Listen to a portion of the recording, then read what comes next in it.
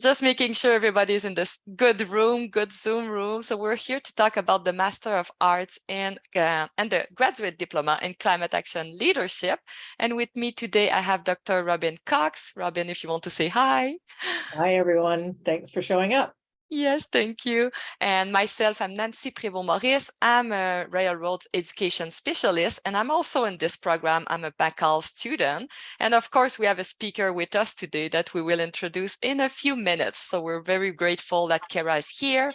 And we have a few people from admission and enrollment in the room. So we'll make sure to send you many links and hyperlinks throughout the session. And we'll make sure to send you all those links with the recording as well. Here we are. So we always want to acknowledge the traditional lands before we do any presentation at Railroads University. If you know the traditional lands you're joining on from today, please use the chat and share with all of us your name, the traditional lands, maybe the city you're joining us from. So Railroad, we acknowledge that the campus is located on the traditional lands of the Kasapsan and the Lakwagan families and ancestors. It is with great gratitude that we now learn and work here where the past, present, and future of Indigenous and non-Indigenous communities will come together. Quick agenda for us.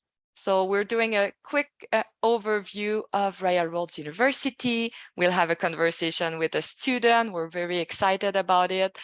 Program-specific information with Robin. I'll come back to talk about the application process, and we welcome your question throughout the presentation. And I see some people are using the chat to introduce themselves, so please continue to feed the chat and let us know where you're joining us from. And here I really like that slide because maybe some of you in the room are thinking of coming to Railroads University for your master degree, and you're like, but why will I choose Railroads University? So a few options here, a few bullet points for you.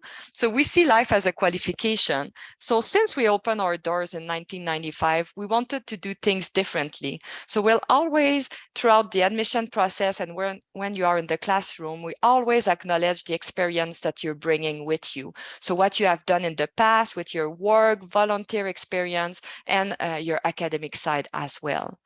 Prof who know your name. So we have small cohort and people get to know each other quite well. So you will become friends, or at least you will know really well your instructors that work in the field. So they really can give you a lot of knowledge of what they do in their actual work and bring it into the classroom so you can discuss as a cohort. And it can be online or on campus. Learning based on life, same as I just mentioned. So we really want you to bring your experience, what you're working on, into the classroom. And then when I say classroom, it can be virtually, but really what you do in your current job will matter, and you can bring it and work on those kind of real life challenge with your cohort to find solutions. Connection for life, I think we'll be able to chat with Kerra about it. People in our programs, they really develop connection that will last for life. Sometimes people come back after 5-10 years on campus to meet up. People have Slack channels, like different groups, and people really stay connected. And now we have an amazing network of thousands and thousands of alumni at Railroads that will even hire some of our students. So there's really like a network that is growing, and it's beautiful to see. And we were built differently, the last bullet point there. And really since day one, we wanted to do differently. So the university opened its door for working professional. This is something that is amazing. You can still work and study at the same time. And really the model, the online learning, it's not something that we had to pivot with COVID. It's something we have been doing since day one. So that makes our teaching very interactive. And if you have any question, again, please use the chat. I'll get back to the chat in a few minutes. Few pictures of the campus here. I know this program is blended, so you'll be mostly online. But if you're in Victoria, or if you are anywhere in Canada and internationally and you want to come visit, you can always come to campus. We have 565 acres of land to welcome you. We have a beautiful castle, Esquimalt Lagoon, very beautiful. We have so many trails. And again, just a reminder that we do a lot of online learning and teaching. We're very proud to be a Changemaker campus. So we have that Ashoka U accreditation, and it's because we have a vision to develop and inspire leadership at all levels. So it's from an individual and organization perspective. So the mission is really to provide relevant, innovative, and transformative learning experiences.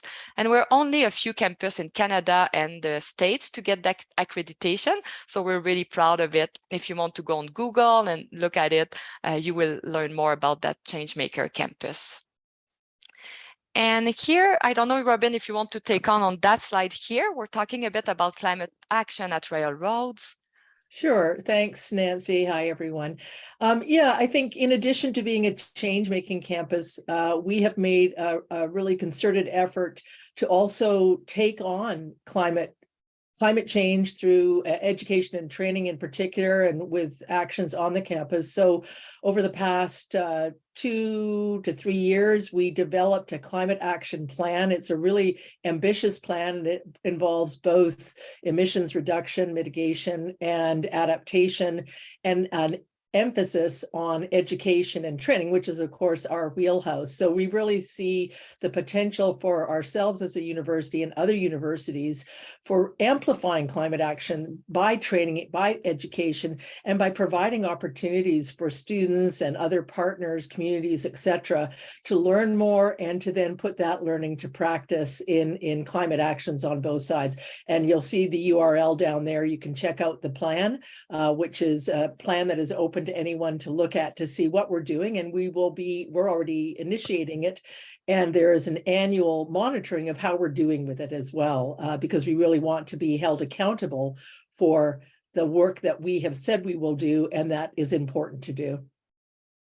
Wonderful. Thank you so much. And here is an introduction. So Robin, you're the program head of the program, of course.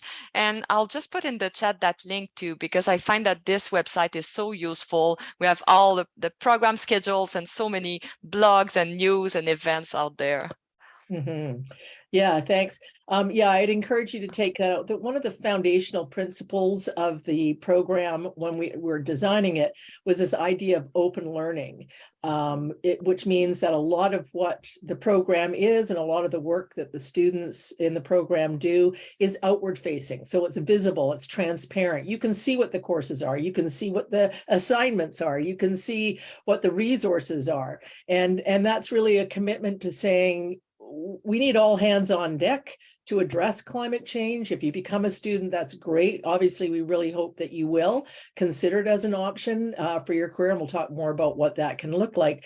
But regardless, we want as many people on this planet as possible to understand the beyond just knowing that there's an emergency, understand the emergency, and feel empowered through resources and learning, etc., to do something. The next slide, please. Yes. Yeah, so building on that, a lot of students that come to Royal Roads, a lot of students that go to any university are going for a variety of reasons. And one of those reasons is employment. It's often a very big reason these days. And so we wanted to just touch a bit on this. We were just having a conversation before we started about it's really hard to convey to people what the program is going to do for you and how it's going to prepare you for employment. And the thinking behind it is really that there's a lot of learning to do around climate change, and it needs to be done to inform actions, and it needs to be done across sectors, across disciplines. This is not like, oh, the climate folks do this. Everybody's going to have to understand it. Every business is going to have a climate action plan and an adaptation plan. Every sector is going to have to be thinking in this different context in which we find ourselves. And so there are, when I first started thinking about this program in the early days of designing it, there were jobs, but they were few, and they weren't often called climate. Climate wasn't necessarily in the title. We have seen that increase every year, and now it's beginning to multiply as more and more people and businesses and governments and communities understand what this actually means to them, not just as an abstract, yes, climate change. What does it mean to them? How are they going to have to do business differently? How are they going to have different policies? How are they going to have to, create products differently, et cetera, et cetera. So there are a growing number of jobs, and that's going to increase. There's funding. Some of you may or may not have heard of the National Adaptation Strategy, which was just launched here in Canada quite recently, and the funding that is going to that in a wide range of areas to make communities and businesses and our society more resilient in the face of climate risks and impacts that are already happening and are already locked in for the future. And then at the same time, look at how to reduce emissions so we can slow that global warming down. So a lot of these jobs in adaptation, as it says, will focus on a broad range of things, responding to both short and midterm and long-term impacts and risks, to understand those and to try and mitigate them in some ways or prepare for them financially, in terms of infrastructure and physically, technology, people, health. It's all across the board. I put this in around flood risk because this is only one risk that we face. It's one of the biggest risks globally and in Canada. And the investments to address flood risk, and this is, a very recent, as you'll see, report, talking about an additional 25,000 new jobs and 12,000 plus sort of indirect jobs by 2030. That's for one aspect of climate risk. So you can see that this is going. You might want to check out the Prosperity Institute's report, which came out quite recently on that. Next slide, please.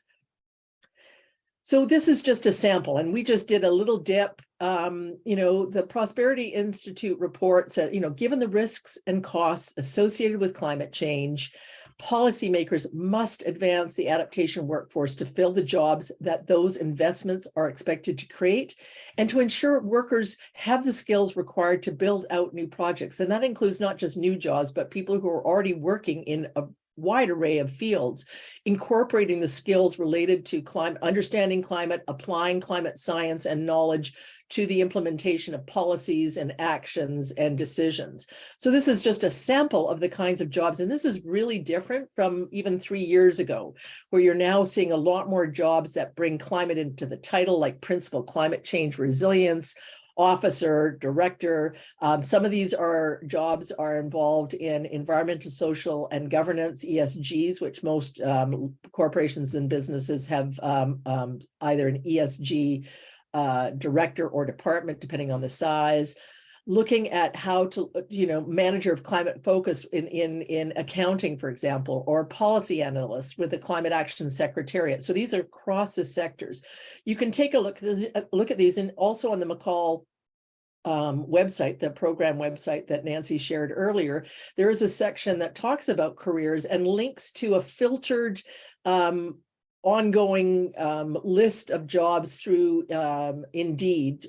It's not comprehensive. It's because we can only use the filters that they give us, but it gives you, again, a sense of the kinds of jobs that are coming up and the range. I mean, we've got one here with the Toronto Zoo. We've got it with the Federation of Canadian Municipalities, universities, ours included. So this just gives you a sense of that. Next slide, please. Mm-hmm. Thank you so much. Yeah. Over to you. I think we'll go ahead. I'll stop sharing my screen. Thank you. People are adding some comments in the chat. We can have a look later too. But yeah, thank you so much. So we have Kerra with us, which is an amazing schoolmate of mine. And I'm glad that Kerra is here to talk about our experience as a student. And I'm sure, Kerra, you can talk about your career change as well. So here we go. You can maybe introduce yourself, Kerra, and just let us know maybe why you joined the program, and then we'll ask you a bit of more questions. Yeah. For sure. Thank you very much, Nancy, for having me, and nice to see you, Robin. Hi, everybody. So I'm Kerra Chomlak. I'm coming to you today from Treaty 6 territory and the Métis Nation region of Alberta number 4, also known as the city of Leduc. So Leduc is near Edmonton, near the Edmonton airport. So if you've flown in there, you've probably come through the city of Leduc. So yeah, really happy to be here to talk about my experience in the program.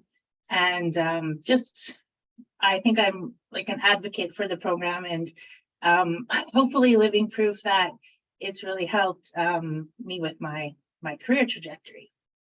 So I was thinking about how I could start explaining why I'm passionate about climate change. And I remembered a story from back in the 90s when I was in university. So there was no climate courses in university in the 90s. There was a new program called Environmental Physical Sciences, and it was led by a physics professor, Dr. Gwyn Hughes. And he was a tall, gray-haired man heading out to retirement. And he set up this program. So there's a small group of us that have joined this program. And I remember in physics class, him telling us about, about climate change and what was it going to mean for us? What was it going to mean for the world? And he showed, and I remember this moment, he showed the graph of CO2 emissions and how it was just basically a straight line up. And you've heard Greta Thunberg talk about CO2 emissions and that she was born at 375 parts per million. Instead of saying her birth year, that's what she says. And for me, I was born, I looked it up, 330 parts per million in the 70s. I won't tell you the exact year. So anyways, I just remember looking at this graph and watching it go up, and it's continued to go up, and we're at 420 parts per million today. And I just, I had a moment thinking like, wow, how did we get ourselves into this challenge and this problem? And what were we going to do about it? And so Dr. Hughes basically said to our class, and so, sorry, people, you're the generation that now has to break this bad news to everybody and tell them, where we're at as a globe. And we kind of looked at each other and thought, okay, like, wow, what a challenge. And so, I've been thinking about that going forward in my career, and it sat with me. And I've worked in environment for most of my career. I started at the Clean Air Strategic Alliance in Edmonton, which is all about air quality and bringing together multi-stakeholder groups to reach consensus on air quality frameworks, which is a really great model. And then I worked for the city of Leduc for 12 years.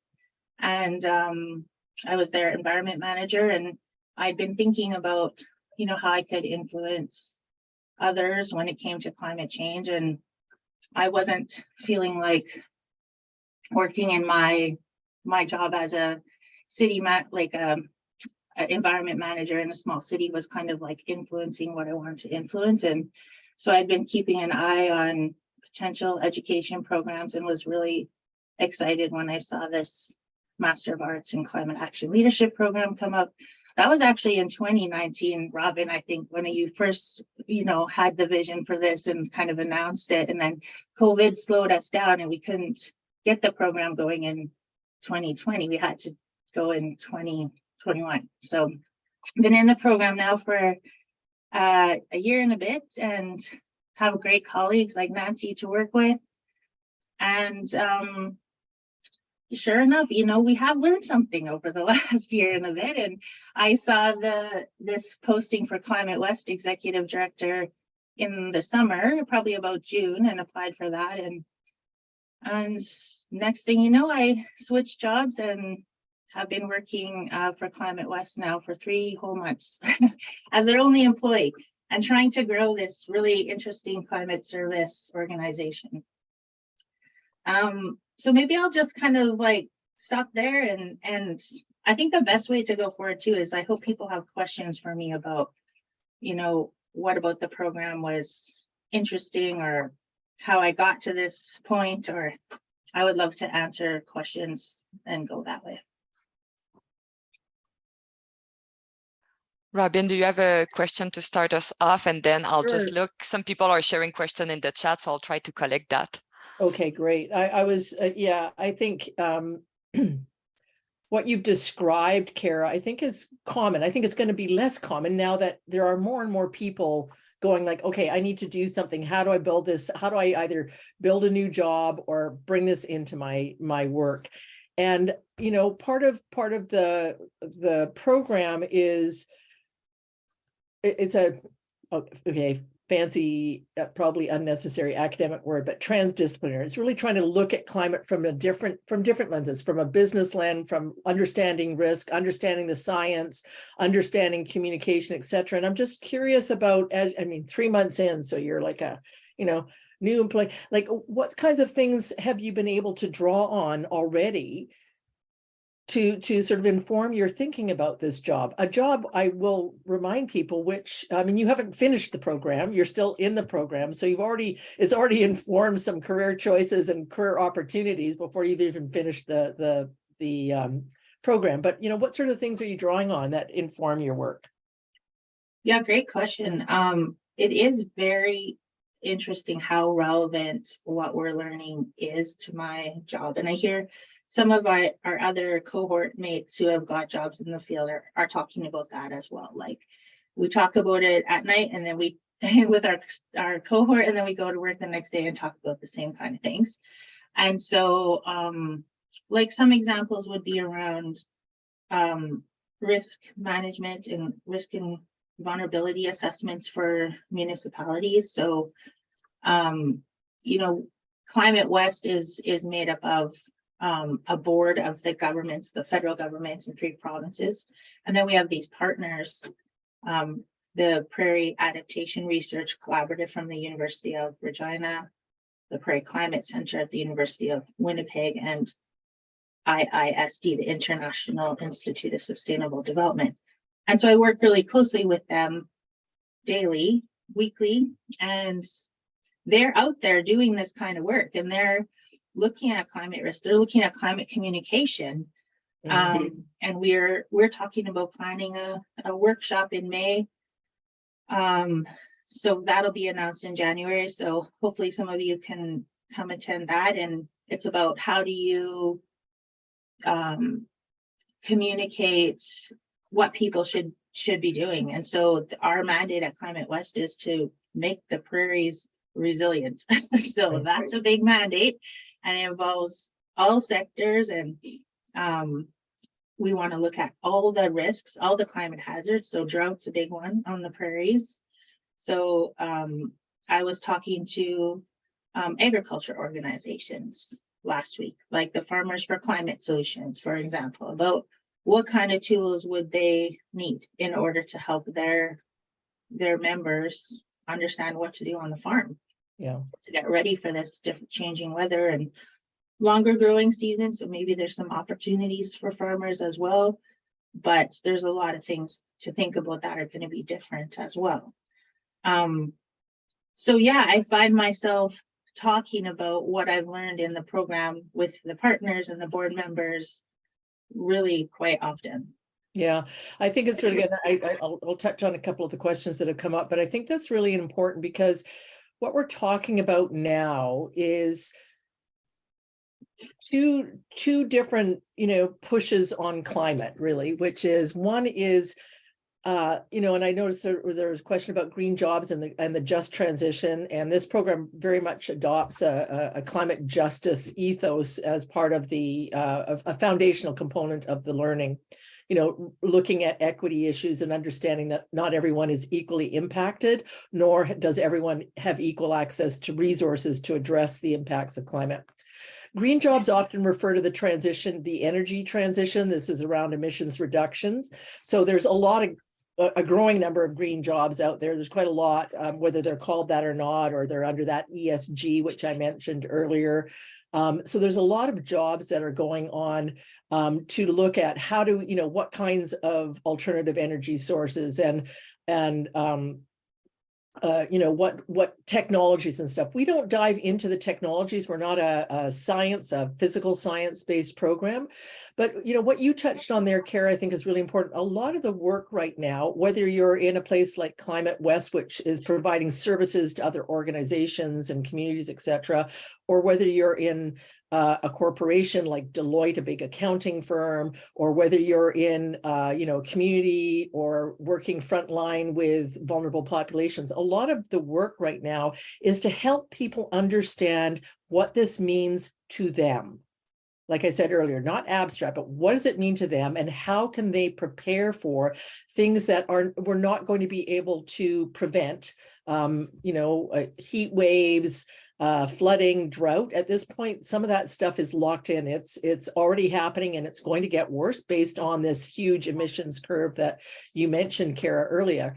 So it's like, how do we help people kind of understand that beyond the abstract, and then think like, what do we need to do as a community, as a household, as an organization, as a business, as a network of people to try and prepare for that, reduce what risks we can, and support people getting on with it. So, I don't know that answers the green question. There was another question around this, and I think it's also a really important question, because it's thanks for sharing. I think it's from Lindsay Johnson saying, did you take the Cal program, and remembering that Kerra is still in the program, as is Nancy, while working full time, and how did you pitch it to your employer?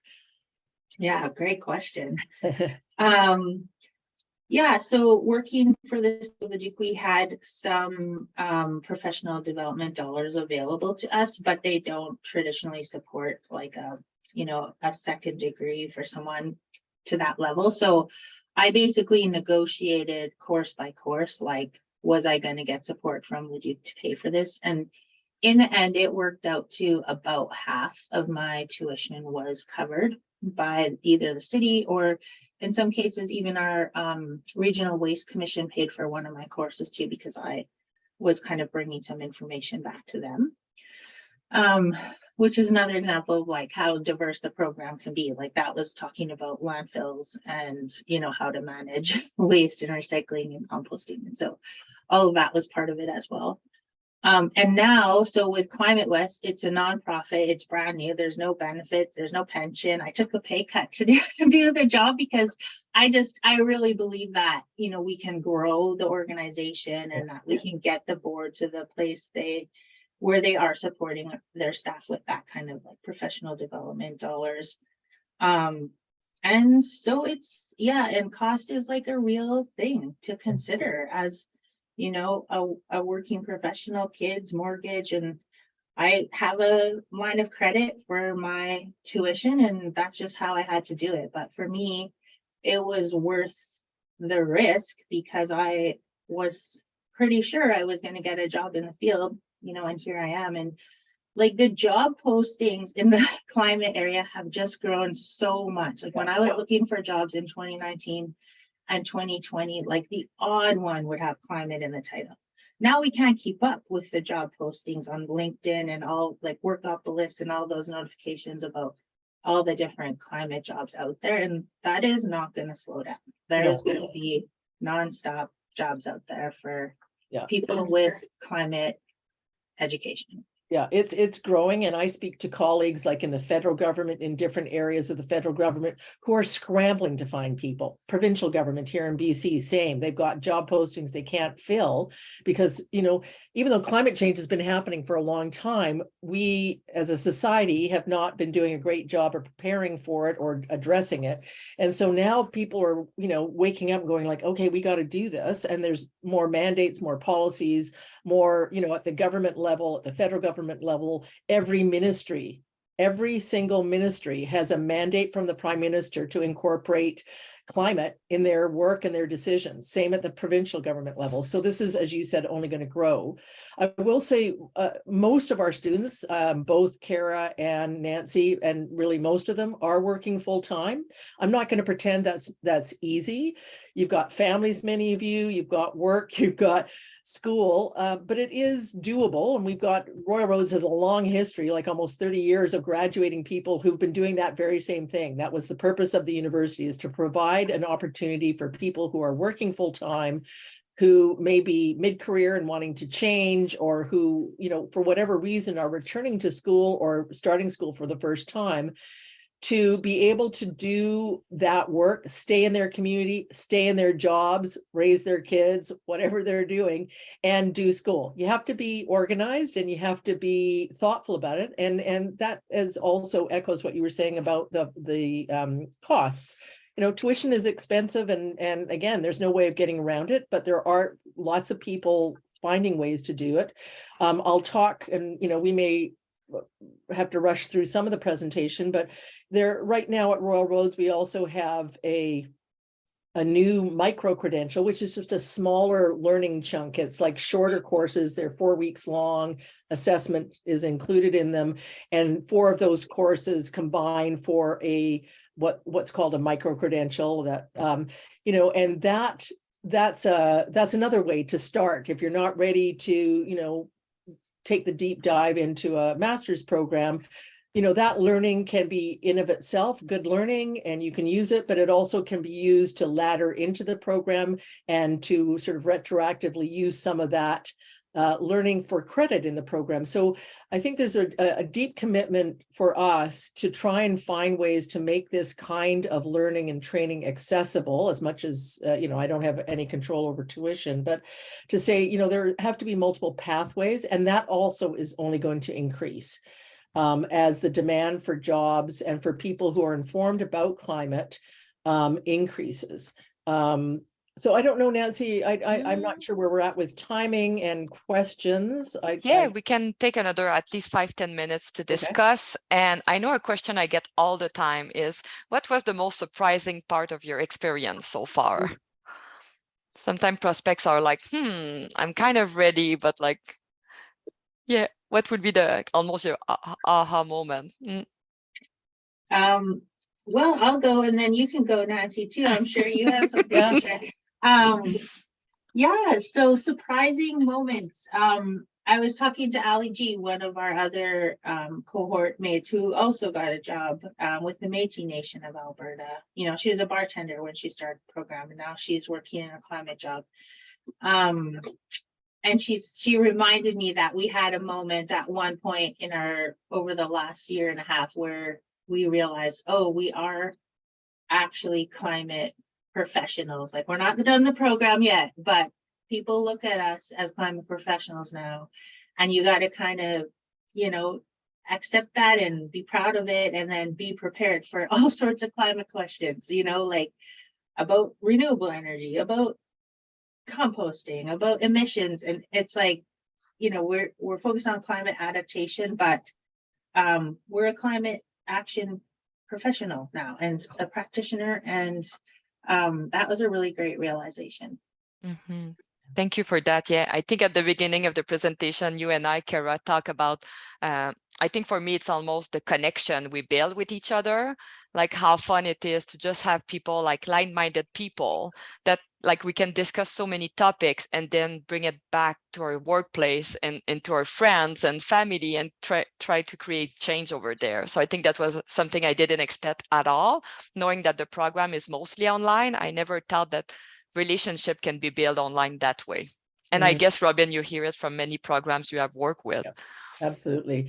I think it's one of the special things about Royal Roads, because online learning has kind of a bad rep, especially from the pandemic. And I think I know a lot of that was because many universities had to pivot into it, and basically professors were sort of slapping up PowerPoints and see you at the end of the course, whatever. It's not how we do it. It's very interactive, and it's very much cohort learning to build those connections and networks, not just although it's really helpful as friends, but as this is a professional network. And I've been teaching in disaster management at Royal Roads since 2007. And always those people, people talk 10 years later about, they'll reach out and it's like, this person in the network just told me about a job that I got, or gave me a reference, or whatever, or I reached out to so-and-so in my cohort because somebody asked me a question I couldn't answer, but I thought they'd be able to help me find information. So that's a really valuable part of the learning that you don't get in most universities, where you're doing course by course, and you make friends, but this is like truly a network that you're building as you learn. I'll use the next question maybe to transition, because the question was about a program at UVic that was canceled, and can we pick up some of those people? Yes, we can, because this really speaks to the way the program was structured intentionally. So maybe we can shift to that slide, Nancy, or the next one. I can't remember which one it is, because there's in building the program, there was some real thought to how to make it flexible and how to bring in some of the learning that is done outside of a university or done at a different university or done just by being alive and thinking it through. So I'm going to come back to that. I'll just talk a bit about the structure of the program quickly, and this recording will be available to you so you can look at it in with more time. Most of the programs at Royal Roads are described as blended, and ours has been described that way, but we started in the pandemic, and of course we were fully online, and we're likely going to stay with this online mandate because there's a growing demand for people to not travel. It's a bit odd for a climate program also to expect people to fly and create emissions and stuff, but it's also very expensive at a time when the economy is not doing so great. So year one starts with this learning intensive. It's like a residency, or we call it a learning intensive. It's 2 weeks, it's full time, it's every day, all day. You're not on the screen all day, but you are engaged all day. And so it launches with this learning intensive that provides a foundation in some of the core ideas and starts to build that cohort and starts, sparking questions about, things that you're learning and things that you're going to learn. It also ends in a similar kind of intensive, a shorter one. However, that's framed as a conference, and that's going to be hybrid, so that people that want to come and to be physically present can, but people that want to stay online can also participate in the conference. And again, that's a real nod to where we are at as a society, which is COVID made a lot of conferences go online fully. Now, most conferences are going to this hybrid format to allow for people who don't want to travel for ethical reasons or financial reasons or both, or, work-related reasons, to be able to participate in conferences, but also to recognize that there's some value in coming together face-to-face. And this summit, or this conference, which we're going to shape as a summit, so a very sort of practical, applied kind of experience, will be hybrid. In between those two brackets are these courses. They're online. They are, they involve around 15 to 20 hours a week of your time, and that really varies. Depends on, how quick you are at reading and comprehending, how efficient you are and effective you are in writing. And there's, some expected development of that over the course of the 2 years, or the year if you're doing the diploma. How much you have to, sort of learn some of these things. So the learning varies, but that's kind of an average of that sort of 15 hours a week. We use different platforms for this program. I talked about how we were outward facing. So we have all the courses, including, and you'll find those on the McCall, I call it the MA Climate Action Leadership McCall, on the program link that Nancy offered earlier. You can then link to every course and see what the outline is, see what the assignments are, et cetera. And that's on WordPress. Every student in the program also gets a WordPress site for their own blogging. There's a lot, again, that's that idea of sharing out your knowledge and engaging in the conversations that we're having, regionally, nationally, and internationally while you're learning, as opposed to waiting till the end of it to do that. And then there's lots of other services at the university to support you, computer help desk, libraries, student services for counseling support, etc. So that's all part of the program. Next slide, please. So, talking about outcomes, and these are sort of high level, but, because it was designed very intentionally, as Kerra said, a large focus on sort of the adaptation side of the house, which doesn't exclude mitigation or emissions reduction, but a lot of what we're looking at is how do we manage as a society with the situation we're in, whether it's through education, through actions, policies, etc. So you'll develop knowledge and skills related to climate science, and it's climate science for non-scientists. You're not going to be a climate scientist, but to understand the science and be able to sort of either apply it or know who to ask to get more information. Climate communication, which is absolutely critical. I mean, so much of where we're at right now is about communicating effectively about this, to talk to people, as Kerra said in her job, the questions she gets asked, and the job that she had previously, the questions asked. So a lot of it's around communication. Climate risk management, so understanding what the risks are and how to think about them, understanding models and scenarios. looking at the business side for climate action, because we are still in the place of having to rationalize why to invest in climate action, whether you're a business, a university, a government department, etc. Design thinking is not a course, but it's a sort of a foundational knowledge, and it's just a way of problem solving with multiple stakeholders and rights holders, and using processes that spark innovation and creative thinking, and not trying to just sort of go back to doing what we know. And also you'll develop learning around, things like, well, adaptation itself, how to do research, how to think in a transdisciplinary way, how to, it's a leadership program. And so while Kerra said, she and Nancy are both climate professionals, which they are, they're also leaders. They're leaders in the micro sense and in the macro, because we sometimes think about leaders only as politicians. No, they are early adopters of thinking about how to invest their own life energy and their own employment, etc., in taking action. And they are leaders in working with the stakeholders and rights holders they work with, and trying to bring them along in their understanding and knowledge, and leading really with this idea that we all need to be part of the solution. And we're not going to make it in a good way as a society and as a world if we don't have more people understanding that and taking that sort of leadership position in their families, their communities, their businesses, etc. So next slide, please. We've already talked about this. Who's in the program? People from tourism, people from the service industry, bartenders, people who are involved with city planning, grassroots activists, people that already work in the education sector, post-secondary and otherwise, people who have businesses. One of the colleagues in Kerra and Nancy's cohort is in the fashion industry, thinking about, like, how do we turn this industry into something sustainable and something that's not part of the problem.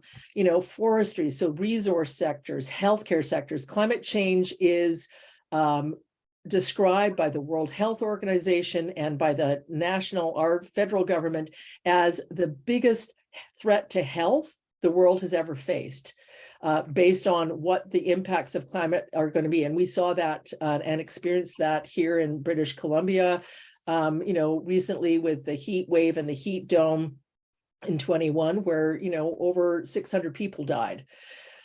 Program orientation, cohort model already talked about, student-centered, really bringing in that social justice equity lens, and this idea of open learning, which I won't go back to, and this idea of hands-on experience. So you've got opportunities to decide to take an internship and intern with an organization, learning from and with them, and contributing to that organization with the research that you do. You can do a thesis and do applied research on a particular topic that's of interest and that you're passionate about. And then there's also other opportunities for experiential learning, which we can talk a little bit about when we get to I think maybe the next slide, or slide a couple of ways. So there's different pathways. You can do a diploma. It's about a year long. It's a little longer, 18 credits. It provides you with a credential, which is a diploma. You can use that as a pathway into the master's. So you can take the diploma. And we have lots of students in Royal Roads who aren't quite sure they want to invest in a whole master's degree. They want to dip their toes in. And so they'll do a diploma and partway through say, yeah, no, I'm switching over to the master's. So that's possible. And those that are taking the full degree, in that degree, there's different options, which I just touched on. And this is really about personalizing your learning for who you are, what your professional and educational goals are, and where you want to get to. So internship is one that's an applied experiential learning opportunity, working within an organization, whether it's government or private industry or a grassroots organization. You can do thesis research. That's the sort of more traditional place, but our research is very applied. So it's not sort of a theoretical undertaking, although you might contribute to theory. It's really about here's a problem, how can I contribute to that, to solving that or informing that problem with the research that I do. And then there's a third option, which is sort of an unusual one, and it's this customized portfolio of learning. So I'll just spend a brief chunk of time on that.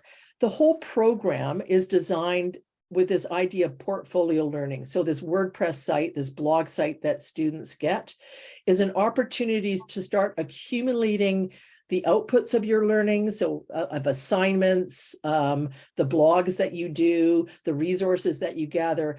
And that portfolio can be a professional portfolio for you when you graduate, which is, it shows what you've learned, and it's a demonstration. It's not just, here's my CV and I did this and I got a master's. You'll need that too.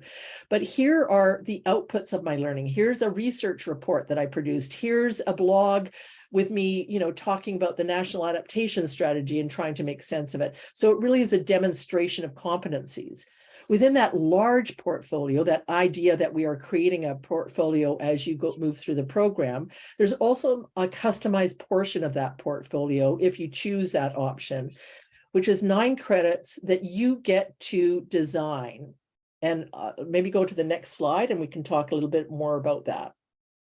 Yeah, and just before I transfer, Robin, someone is asking, are those three options, are they the same length?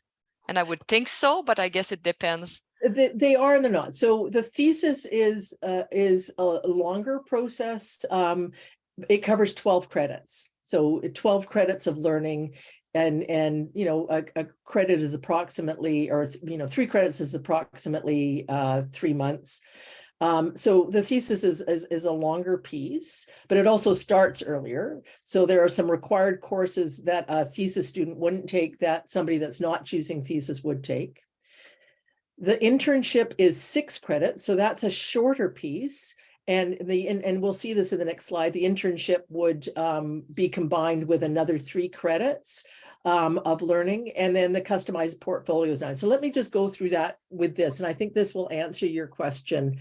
I don't know if that was Lindsay or somebody else, but so the first year is common to all students, and these are the courses. You'll start with that learning intensive, the Leading Climate Action in Society. It's a 10-day intensive, and it's followed by quarterly seminars. You'll then take climate communication, followed by the climate science impacts and services, followed by risk management, the modeling the business case for adaptation, and a leading change in organizations and communities, which is the capstone course or the final course for those that are taking the graduate diploma. So everyone's taking that, it's all online. Next slide. If you're staying on for the master's, for the degree, then you've got some choices to make. The scholar practitioner stream is the one with the thesis. So you will do a research course, and then you will undertake research that you're passionate about, that obviously has to fit within the program goals and learning outcomes, but is very much driven by you. What are you interested in? What are you passionate in? What do you want to research? What are you curious about? Or you can choose the practitioner scholar pathway, which is a pathway for students that want more applied experience and more applied practice and personalized learning. Next slide. So second year.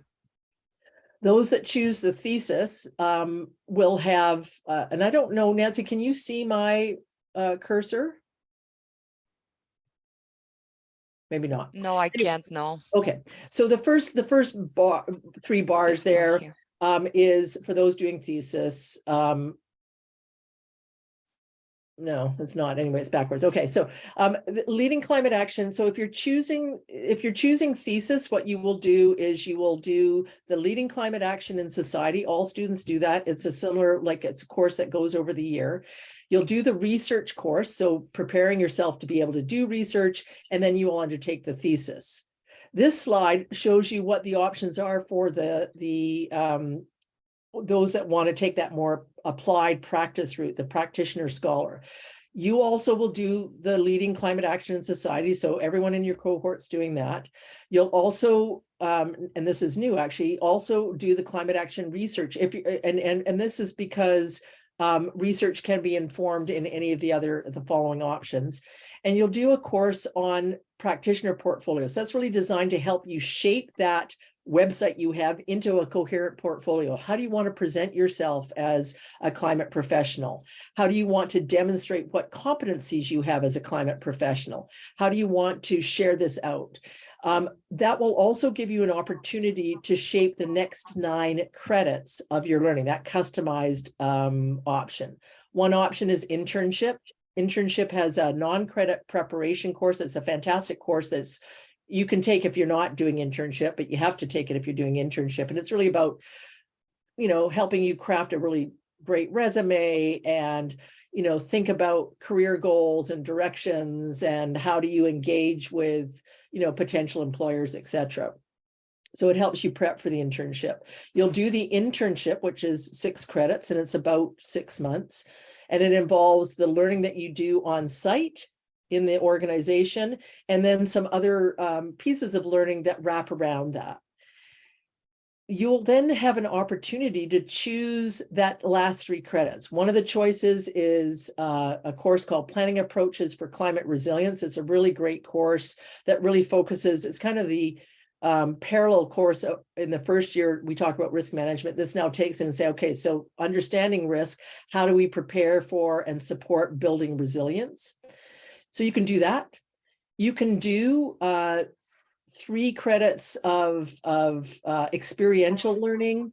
That can be anything from you design a course with a faculty supervisor. You say, I'm really interested in this. So for example, we have a student right now that will be doing that. And that student has been involved in some work that he wants to bring into paid work that he wants to bring into his program. So he and I will be designing what that learning looks like. He's already done the work. So what did you learn from that? What competencies did you develop? How does that tie into what we know from the literature, etc.? So you can do 3 credits of that. Or you can do 3 credits of like another course. So there may be an elective on campus or in another university. You say, I really want to do that course as part of my portfolio. So it's kind of wide open. One question we have, Robin, sorry to Yeah. interrupt. Yeah, in the chat is about the internship. Someone is asking, can you work full time and do the internship?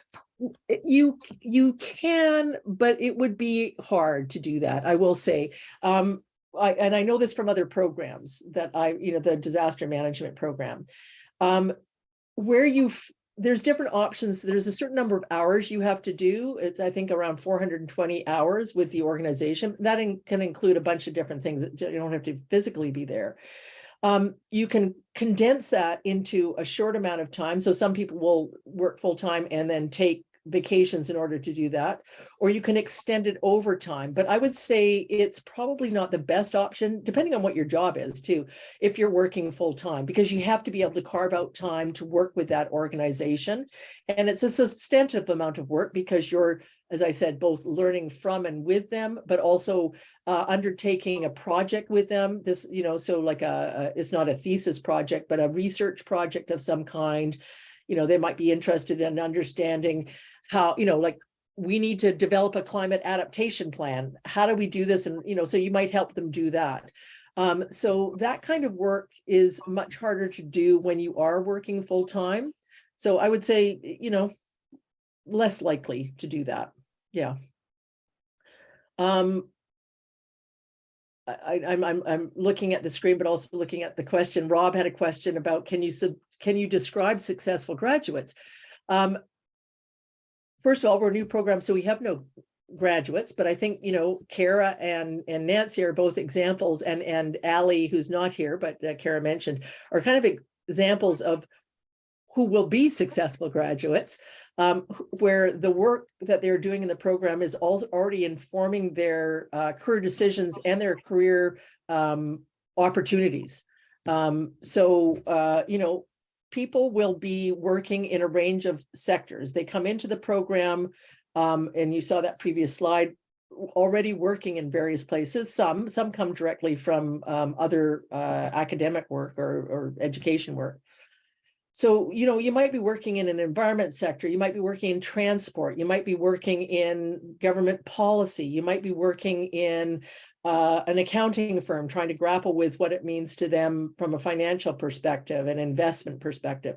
So the graduates that we have will be working in multiple places. I know we also have graduates that are working, the student I just described is working with an Indigenous organization here in British Columbia. Graduates who are working in and want to continue to work in more frontline organizations that are either more activist organizations working with specific populations like youth or those who are unhoused. So it's going to be very broad. there will be people that come into the program from other sectors where there's a lot of transition happening right now, obviously in oil and gas and energy sectors that will come in and be able to think through what does this mean for us moving forward. So it's really diverse is how I can answer that. And I think because of where we're at in our society with, as we talked earlier, there's this growth of jobs, sort of an exponential growth in jobs. There's some real gaps in capacity and people with knowledge and skills in this area. So I think a lot of people are going to be going to those jobs, but a lot of people will also be designing new jobs. I can think of some colleagues, they weren't in the program, they were already doing this, but who designed a super successful consulting firm that focuses on climate and supporting climate conversations and multi-stakeholder and rights holder workshops and engagement. They're doing fabulously. So I think there's going to be entrepreneurial opportunities, but also a wide range of jobs in government and in business and organizations that graduates will be working with. Anyway, you can look at this and you can always reach out for more information. And I would suggest, for those that are really interested, do that, because this is obviously a rapid fire kind of presentation about the program and options for thinking about what you're doing and how you might do it, etc. I mentioned this earlier, and we've just put this in here because it's relatively new, this micro-credential. You can check it out at this URL. It wasn't designed for this purpose. It was designed as part of a large project called the Adaptation Learning Network Project, a project that I and my research lab had with the both federal government and BC provincial government funding to start building capacity in the area of climate adaptation. And so we began building courses at Royal Roads and with other universities at Simon Fraser and UVic and UBC, et cetera, to create these short courses. They're 4 weeks long. So they're not a big ask, or not as big an ask in terms of your time, probably about 5 hours a week, maybe. And they're all facilitated. So they all have instructors and, discussions, etc. The Climate Action Practitioner Foundation, this sort of initial micro-credential, there are 2 required courses. One is on climate adaptation fundamentals. It gives you a bit of the climate science, a little introduction to mitigation and adaptation, and some opportunities to apply that thinking. And then also, very importantly, the indigenous knowledge and perspectives on climate action. The bringing in an Indigenous lens is a big part of the MA in Climate Action Leadership Program as well. This course is a fabulous course, developed by and with us, but developed by an Indigenous consultant and facilitator. And she is facilitating the course, and it really is looking at the environment and climate change from an Indigenous lens and understanding what that is, and how also providing some opportunities to look at how to engage as a non-Indigenous person, as a settler, or however you describe yourself, with and within Indigenous communities and Indigenous projects. With those 2 core courses, you then choose electives, and we've got a range of electives that's growing. We're going to, climate communications, policy, leadership, looking at the finances in more depth, natural asset management, which is really looking at the trees and parks and streams and forests and whatever that are in and around communities, and how communities can begin to understand and value those as providing services like clean air and water and runoff, et cetera, and build those into their, thinking and their budgeting, because traditionally they have not been thought of in that way. And this is an attempt to really sort of say, we have to, it's one way of looking at nature, and it's certainly not an Indigenous way, but it's one way of saying, in our existing systems where it's all about the money, let's understand what these natural assets are providing for us and how important they are, and build that into our budgets and our decision making. So this is the micro-credential. If you take the micro-credential, it's a not for credit. You get a credential, but it's not for credit. But if you then come into the program and decide to do the MA program, you can use this to count for 3 credits in the program. You could do it while you're in the program as well. Like you could say, I'm not going to do it before, but that might be something I'll do to fulfill those 3 credits in the in that portfolio. And just yesterday, I was talking to, these are run through our professional and continuing studies department. And I was just talking to them yesterday, and they were saying, well, if a student is a registered student in the MA program, so you know, they're registered, they're in the 2nd year of the program, they can actually take these courses, this micro-credential, without having to pay tuition for it, which is a pretty awesome opportunity, I think.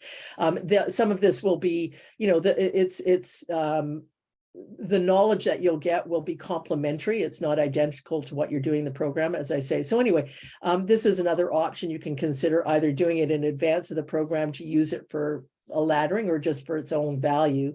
Or, you know, while you're in the program thinking, yeah, I think I actually want to do that micro-credential, and I'll do that as part of my portfolio. As well, yeah. Oh, thank you, Robin. That was You're so welcome. informative. And Whirlwind. yeah, and I just want to be respectful of Kerra's time. Thank you for being with us. And Thank you, Kerra. would you mind, Kerra, answering that last question that I got about what would you say to a prospect, to someone that is thinking of applying to the GD or the MA? I would say just go for it. You won't be disappointed. You know, you're going to learn a lot, and you're going to make it applicable to the things you're passionate about.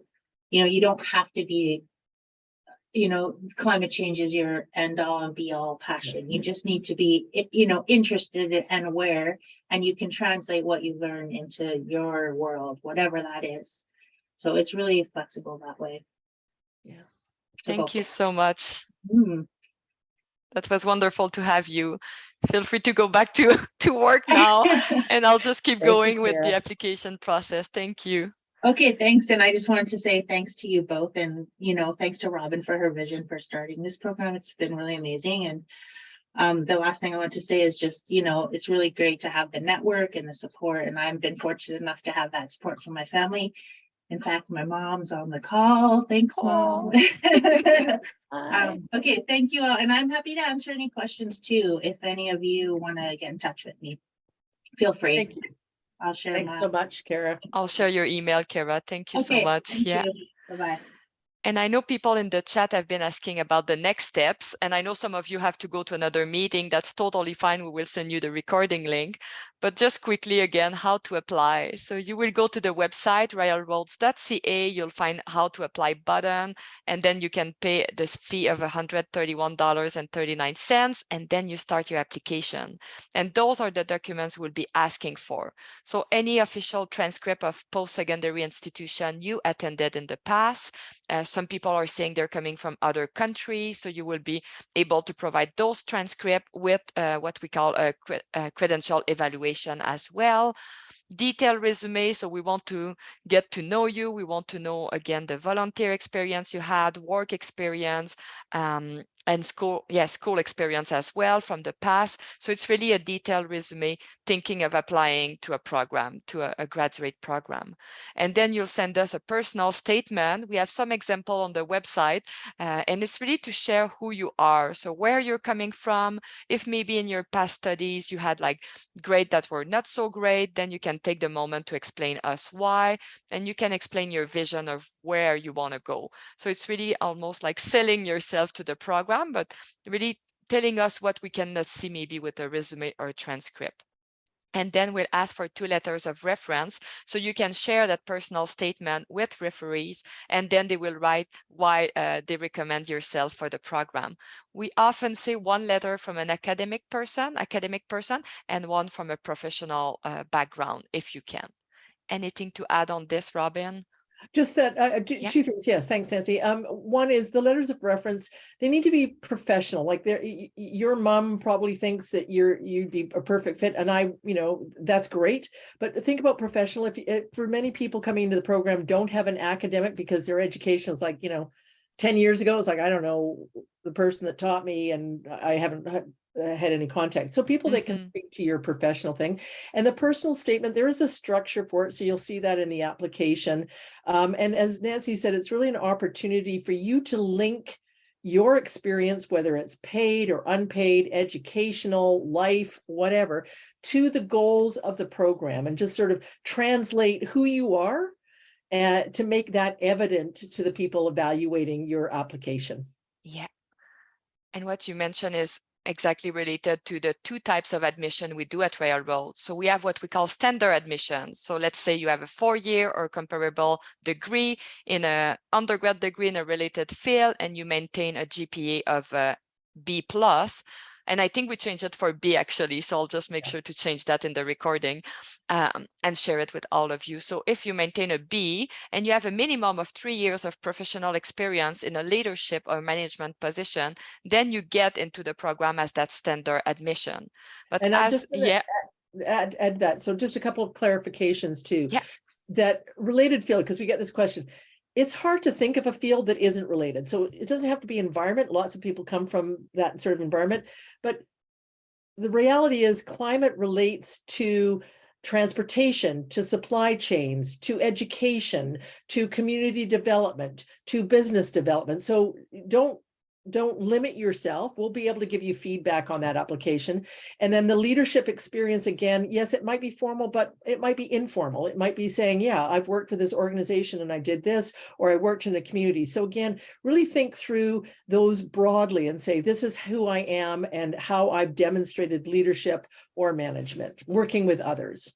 Yeah, well said, because as we discuss about who is in the cohort for now, we have 2 cohorts going on, and this is exactly it. We have people with so many various and yeah, different backgrounds. Mm-hmm. And if you're watching now and you're like, oh, I don't have that 4-year degree, but I still want to apply, this is what we do at Railroad. We do flexible admission. So that means that if you're coming with more of like life experience or work experience, and we say about 7 years, and I like what Robin just mentioned, it's about all the experience you gain throughout your life. It's not necessarily one position. I know for myself, I apply many things that I've done throughout my career that count as that 7 years. And we ask for 2 years in a leadership or management position. And again, it's just for you to be, I would say, at that level of a graduate degree, but it's pretty flexible. And then when you are in that flexible admission, we ask you to take a course from professional and continuous studies called Academic Writing and Critical Thinking, and you have to obtain a minimum of B+. And this is a fantastic course. I've done it just to get back into that academic mode and learn how to do your essay and how to do your reading, so you save time when you actually get into the program. It's really to set you up for success in the program, because for somebody who either doesn't have an undergrad degree or had it ages ago, it's a tough adjustment to get into, graduate thinking, critical thinking, writing, etc., reading. How do you find resources? And this really sets you up to do that and do it successfully in the program. 100%, yeah. And thank you for everybody asking questions in the chat. Many people were asking for the start date. So we have an incoming intake that will be in April of 2023. And then we already have the 2024 dates online as well, which means that now you can go online, apply for this coming intake, or you can select the next one.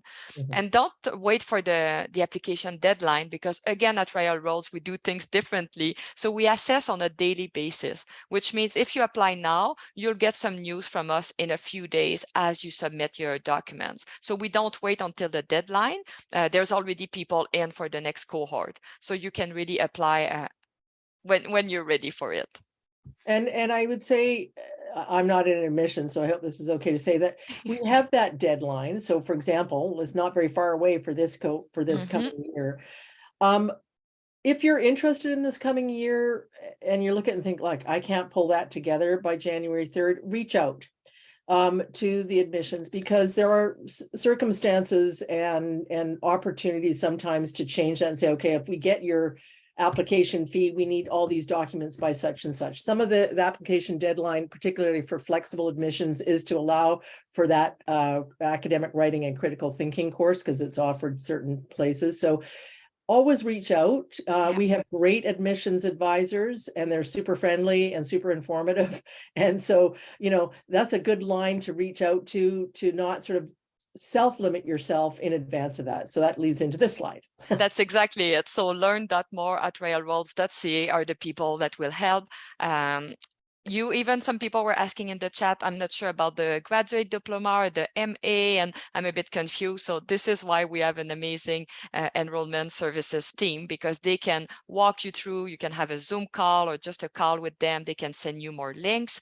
And I like what you said, Robin, because I had that discussion for another program this morning. And if you submit your application, let's say you pay your $131 fee and you start your application by January, then that gives you more time to submit all documents.